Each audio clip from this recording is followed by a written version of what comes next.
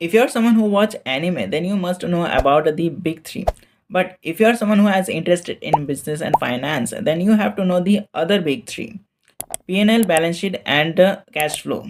These are the three major statements that helps to do kind of a postmortem of a business. P&L, or the profit and loss statement, is basically the income statement of a company. It tells how much money company has generated, how much expense they have made, and what is the net profit or loss they have made in the end of the financial year. Balance sheet tells how much company have and how much it owes. It follows a simple rule, that is asset equals to equity plus liability.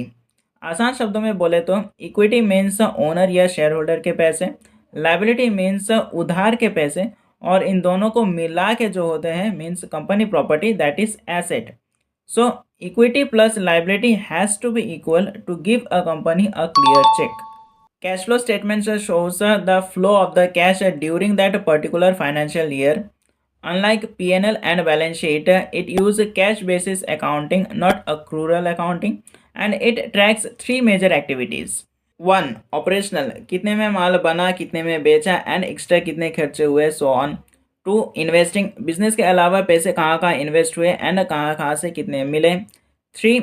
Financing, कितने पैसे उधार लिए गए या उधार चुकाए या share holder में बांटे, so on. Combining all of these three, we got to know the net cash inflow or outflow during that particular financial year only. All these three major statements have two types. One, standalone, means company's own individual statement, and two, consolidate. If the company have any child company, then the parent company plus the child company's combining statements. So that's all for today. Bye.